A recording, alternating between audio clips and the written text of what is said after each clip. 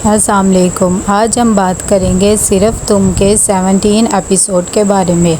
तो सबसे पहले हमारे चैनल को सब्सक्राइब कर लीजिए अगर अभी तक आपने नहीं किया, ताकि हमारी हर न्यू वीडियो आप तक पहुंच सके।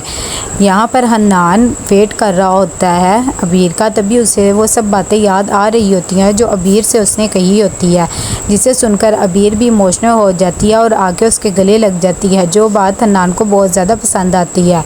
यहाँ पर अबीर भी तैयार होकर आ जाती है। जैसे ही वो आती है बाहर उसका पाँव फिसल जाता है, लेकिन हन्नान उसे फ़ौरन संभाल लेता है। अबीर कहती है कि मुझसे ये इतने बड़े बड़े दुपट्टे नहीं लिए जाते, पता नहीं कैसे लड़कियां ये ले लेती हैं, मुझसे तो संभाला भी नहीं जाता। तभी हन्नान उसका दुपट्टा उसे सेट करके देता है और उसे कहता है कि कोई बात नहीं, अगर तुम इसमें कंफर्टेबल नहीं होती तो तुम ना लिया करो। लेकिन अबीर उसे कहती है आपको पता भी है दादो को ये सब बातें अच्छी नहीं लगती, आपको तो मेरी हेल्प करनी चाहिए, बजाय इसके कि आप कह रहे कि मैं दुपट्टा ही ना लूँ।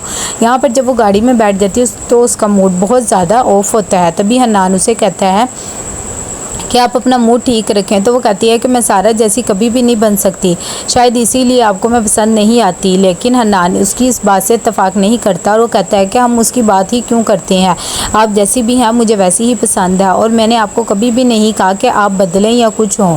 इतनी देर में वो दोनों रेस्टोरेंट पहुँच जाते हैं। तभी हन्नान की नज़र हमज़ा पे पड़ती है, क्योंकि वो भी उसी रेस्टोरेंट आया हुआ होता है।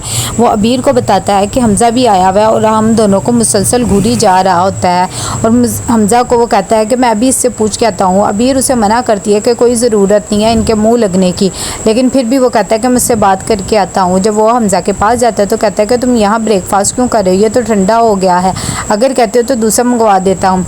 अबीर भी उन दोनों को देख रही होती है। तभी वो कहता है कि तुम इस टाइम यहाँ पर अपनी बीवी को छोड़ के क्या ससुराल वालों ने नाश्ता नहीं दिया। हमज़ा को ये बात बहुत ज़्यादा बुरी लगती है और वो कहता है कि तुम अपने काम से काम रखो, मुझे गाइड करने की या कुछ भी कहने की ज़रूरत नहीं है। तभी वो कहता है मुझे लगता है तुम बहुत ज़्यादा पछताओगे। हमज़ा उठ के चला जाता है और जब वो गाड़ी में बैठा होता है तो उसे हन्नान की बातें याद आ रही होती हैं कि ससुराल वालों ने खाना तक नहीं दिया। उसे बहुत ज़्यादा गुस्सा आता है।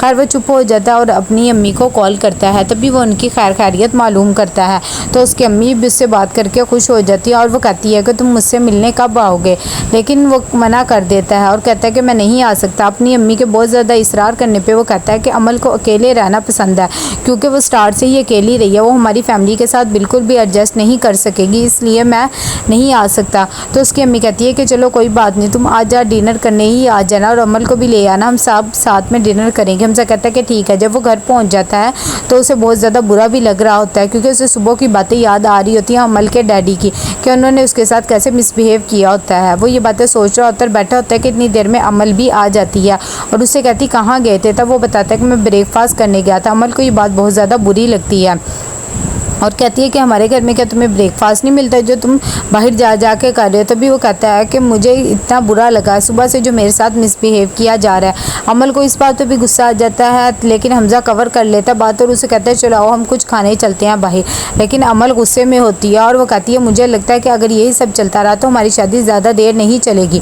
और ये ख़त्म हो जाएगी। तभी वो उठ के कहीं जाने लगती है तो हमज़ा उससे पूछता है कहाँ जा रही हो, जिस बात पर अमल कहती है कि आज के बाद मुझसे कभी भी ये सवाल ना करना, ये सवाल का जवाब तो कभी मैंने अपने पापा को भी नहीं दिया और मैं जहाँ मर्जी जाऊँ तुम इसके पूछने के हकदार नहीं हो। हमज़ा को गुस्सा आता है और वो चुप हो जाता है और उसे उसकी शादी से पहले कही हुई बात याद आ जाती है कि कभी भी मेरे मामले में इंटरफेयर नहीं करना।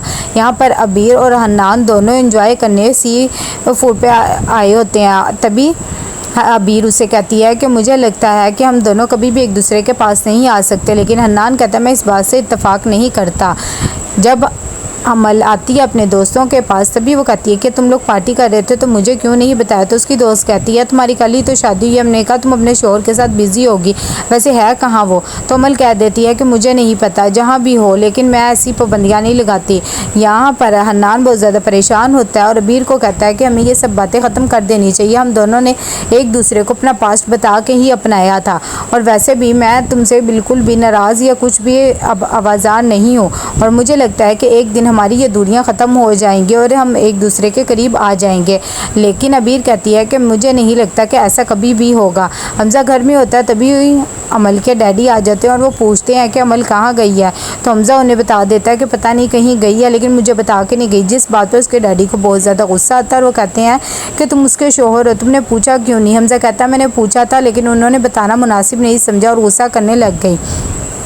तभी उसके डैडी कहते हैं कि तुम्हें उससे पूछ के रखना चाहिए था और मुझे नहीं लगता तुम लोग की शादी ऐसे ज़्यादा देर चलेगी और वो तुम्हें भी छोड़ देगी जैसे उसने ज़ीशान को छोड़ दिया था। जब वो ये बात सुनता है तो उसे एकदम धचका सा लगता है, लेकिन वो खामोश हो जाता है और उसके बाप ये बात कह के चला जाता है। यहाँ पर हन्नान बहुत ज़्यादा परेशान भी होता है और वो अबीर को बिल्कुल रिलैक्स करने की कोशिश करता है। तभी अबीर कहती है कि मेरी मामा तुम लोग के पल्ले मुझे बांध गई है। पहले एक बात दीजिए कि जब उसने ना कर दी तो दूसरे के, लेकिन उन्हें तो बस मेरे से जान छुड़वानी थी।